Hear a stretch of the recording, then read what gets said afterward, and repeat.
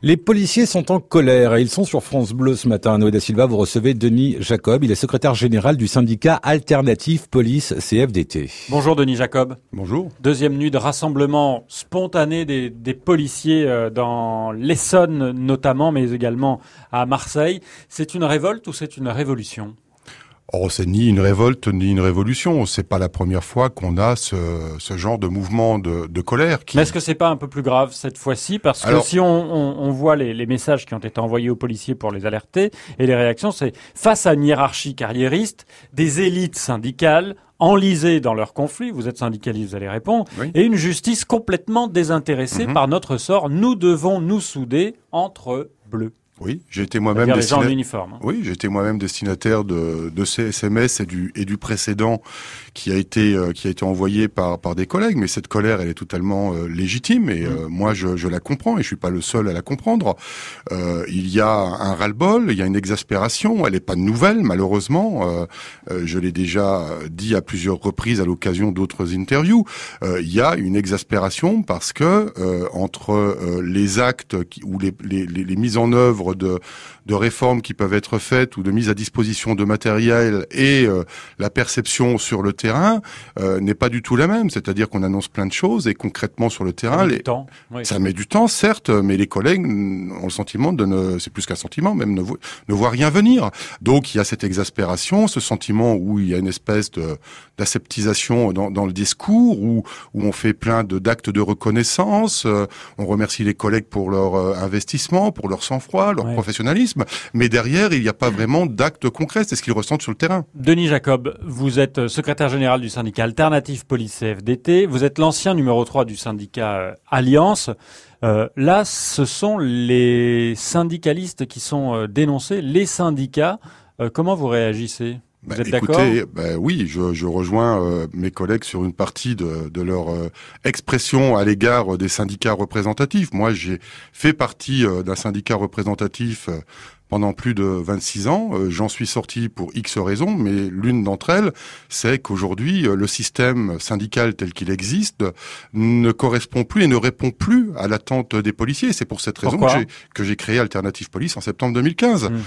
Parce que les collègues, à juste titre, trouvent que le système tel qu'il existe aujourd'hui dans la police nationale, dans le fonctionnement des organisations syndicales, c'est que les organisations syndicales se servent plus qu'elles ne servent la majorité des collègues sur le terrain. C'est l'expression de mes collègues et ils n'ont pas complètement tort sur ce sujet-là. Vous n'êtes pas représentatif aujourd'hui ? Nous ne sommes pas représentatifs aujourd'hui parce que, comme je vous l'ai dit, on s'est créé en septembre 2015 et que pour être représentatif, il faut des élections professionnelles et que les prochaines auront lieu en fin 2018. Et Denis Jacob, qui me dit que vous n'êtes pas derrière l'envoi des SMS aux policiers pour les mobiliser et pour récupérer ensuite le mouvement ? Alors ça, je vous confirme parce que je ne prendrai pas la paternité d'un mouvement qui n'est pas le mien. Ce serait malhonnête de ma part. Mais ça arrive, ça, que les syndicats agitent un peu la base ? Pour autant, j'espère que ce n'est pas une récupération et une manipulation politico-syndicale dans une période qui est quand même particulièrement sensible. On est en pré-campagne d'élection présidentielle, donc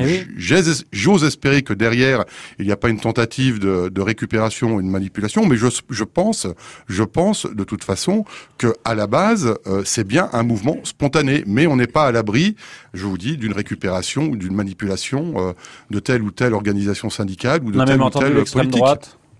Voilà. Vous l'avez entendu ? Oui, je l'ai entendu. Oui, tout à fait. Bon, qu'est-ce que je voulais que je vous réponde à ça ? Il y a un soutien. Policier, vous avez enquêté ?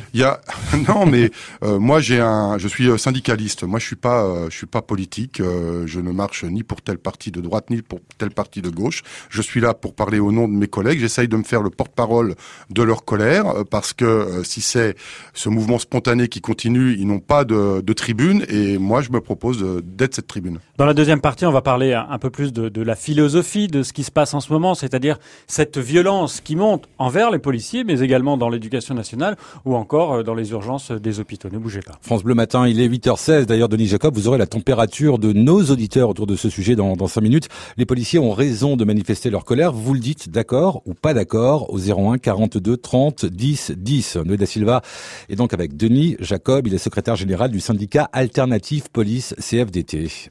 Est-ce que dans la police, quand on dit il y a un manque de moyens, c'est-à-dire qu'on demande plus de policiers, des meilleures voitures, un équipement adapté, des armes pour riposter, est-ce que quand on est policier, on s'interroge quand même sur la philosophie de la violence aujourd'hui en France ? Écoutez, de toute façon, la problématique que l'on a aujourd'hui, c'est pas une problématique due à ce gouvernement. Il faut quand même être honnête.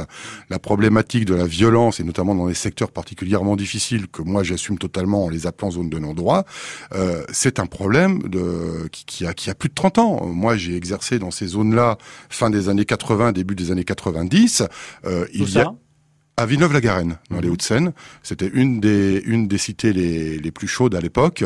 Depuis, il y a eu une rénovation en matière urbaine. C'est pour ça que la seule problématique de policière ne répondra pas, de régler cette situation-là ne réglera pas la problématique policière, parce qu'en fait, il y a une transversalité entre les différentes institutions. Il y a un problème de politique sociale, il y a un problème de politique de la ville, il y a un problème bien évidemment de politique de sécurité, mais également de politique de justice.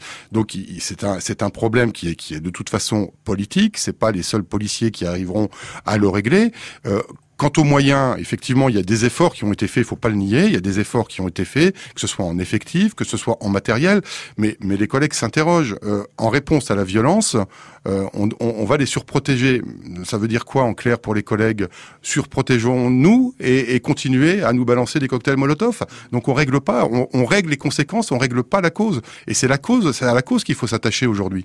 Est-ce que ça veut dire qu'aujourd'hui, quand on voit là dans les débats de la primaire de la droite et du centre, les candidats qui disent il faut rétablir l'autorité de l'État, il faut réarmer la France en termes de police, en termes de justice, en termes d'armée également, et est-ce que vous dites, vous, oui, aujourd'hui, il y a un vrai choix, une vraie différence entre la droite et la gauche? Très honnêtement, depuis que je suis dans la police nationale, il y a toujours une volonté sécuritaire, alors à des niveaux plus ou moins importants. Je pense qu'il faut, comme je disais tout à l'heure, avoir une responsabilité collective et il faut pas se voiler la face. On a mené une politique de sécurité qui a consisté à une certaine époque de déserter les quartiers difficiles. On a supprimé les commissariats de quartier, on y a retiré la police nationale de manière permanente. Et aujourd'hui, quand on veut y intervenir, il faut y aller en nombre, surprotéger. Donc, il y a bien un problème de secteur en France où on ne peut pas intervenir en toute sécurité et de manière égale par rapport aux autres secteurs de France. Ça vous fait sourire d'entendre les candidats à droite aujourd'hui qui disent il faut réarmer la police, il faut embaucher des fonctionnaires, alors que la droite a fait disparaître un bon nombre de fonctionnaires depuis 2008 ? Mais il faut pas se cacher derrière son petit doigt. La police, elle a toujours été armée. Après, je vous dis, on est dans une période particulièrement sensible de pré-campagne d'élection présidentielle. Donc, ça va être la course à l'échalote, ça va être du toujours plus. Mais on ne se penche pas sur le problème de fond qui est... L'organisation du travail ? Alors, l'organisation du travail, bien Qu'est-ce qu'il faudrait faire là? Si vous étiez, vous, politique aujourd'hui, quels sont les moyens des politiques d'agir tout de suite pour faire plaisir, entre guillemets, ou en tout cas satisfaire les forces de l'ordre, les policiers? Alors, ne me demandez pas de réagir comme un politique, je suis syndicaliste. Donc, si j'avais voulu être politique, je m'y serais lancé depuis bien longtemps. Oui. Je précise quand même. Vous y viendrez, comme tout le monde. Je ne pense pas, non. Je non, ne pense mais pas. vous êtes justement syndicaliste, vous connaissez les revendications et en même temps, les syndicats dialoguent beaucoup avec les gouvernants, les politiques. Que peuvent-ils faire là, très concrètement, pour la police? Très concrètement, à part des annonces de formation, d'arrivée de matériel, d'achat, etc. Très concrètement, des solutions, on en a déjà porté. Le souci, c'est que il y a toujours cette espèce de discours politique et on ne veut jamais entendre la voix du terrain. Et pourtant, Dieu sait que c'est les policiers qui sont sur le terrain qui sont à même de faire remonter les revendications. Mais la voix du terrain, elle dit quoi? Il faut qu'on abandonne certaines missions. Mais bien évidemment, il faut une réforme des missions. Ça a un petit peu commencé il y a quelques années avec le transfert de missions, notamment de garde de détenus hospitalisés vers la pénitentiaire. Mais comme je vous l'ai dit, c'est une question politique, une fois de plus. Ça implique le ministère de l'Intérieur, ça implique le ministère de la Justice, ça implique le budget. Si on transfère des missions vers tel ministère, il faut transférer les effectifs, il faut transférer le budget qui va avec. Donc c'est des choix politiques qui doivent être faits et c'est pas à moi, syndicaliste, de répondre à ces questions-là. Mais d'y travailler, oui, certainement. Mais d'y travailler. D'un mot, maintenant, l'Île-de-France, par comparaison avec le reste du pays, est-ce que la situation est pire pour les forces de l'ordre en Île-de-France, chez nous? Alors, la situation n'est pas pire, sauf que l'Île-de-France, il y a une telle concentration de problèmes et aussi de policiers. Quand même, l'Île-de-France, c'est presque 50% des effectifs gradés et gardiens. Donc, on en parle plus facilement, plus souvent. Mais la problématique est la même en province. Vous n'avez qu'à prendre Toulouse, le Mirail. Vous pouvez prendre Saint-Étienne, Grenoble. Vous pouvez prendre Marseille. Prenons Bastia récemment, ou encore Mantes-la-Jolie. Bon, ça c'est l'Île-de-France. Mais non, le problème, il est partout parce que on a des zones dans lesquelles nous ne pouvons pas intervenir de manière permanente.